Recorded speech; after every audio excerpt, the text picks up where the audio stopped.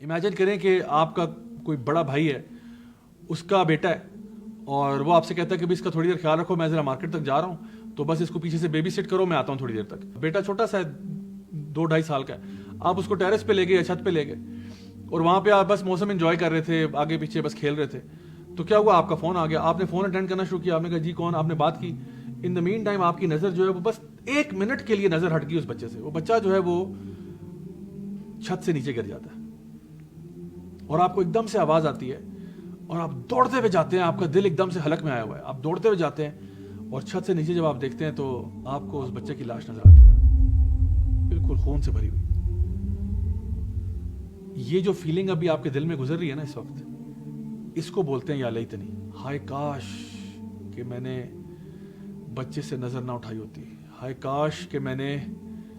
Baby seat करने की responsibility ना ली होती, हाय काश कि मैं आज सुबह उठा ही ना होता, हाय काश कि मुझे बुखार हो जाता, मैं बीमार हो जाता, मुझे मेरा भाई ये रिस्पॉन्सिबिलिटी दे के ही ना जाता कि मैंने बच्चे का ख्याल रखना है, हाय काश हाय काश हाय काश। लेकिन अब बहुत देर हो चुकी है, अब जितना मर्जी आप हाय काश कर लें वो बच्चा अब जिंदा नहीं होगा दोबारा। तो अल्लाह ताला फरमा रहे हैं वयक़ूलुल काफ़िर, और काफिर उस दिन क्या कहेगा, या लैतनी कुन्तु तुराबा, काश मैं मिट्टी होता, काश मैं इंसान पैदा ना होता, काश मैं वो मिट्टी होता जो लोगों के पाँव तले रोंग दी जाती। लेकिन अब उसका ये कहना बहुत देर हो चुकी है। ऐ इब्ने आदम, तुझे क्या मालूम कि तेरे कफन का कपड़ा जो है वो बाजार में मार्केट में पड़ा हो और फिर भी तू गाफिल घूम रहा है कि वो कफन का कपड़ा जिससे तेरा जिस्म लपेटा जाएगा, हो सकता है कि वो बाजार में अवेलेबल है इस वक्त, वो जिस थान से तेरे कफन का कपड़ा कटना है ना, वो थान मार्केट में आ चुका है, फलां स्टोर की फलां दुकान में ऑलरेडी पड़ा हुआ है, जहां पे तेरा कोई फैमिली मेंबर जाके वहां से कपड़ा लेके आएगा और तू ऐसे गाफिल घूम रहा है। और वही तो है जो रात को सोने की हालत में तुम्हारी रूह कब्ज कर लेता है और जो कुछ तुम दिन में करते हो उससे खबर रखता है,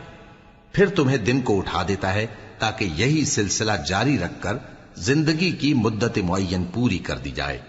फिर तुम सबको उसी की तरफ लौट कर जाना है,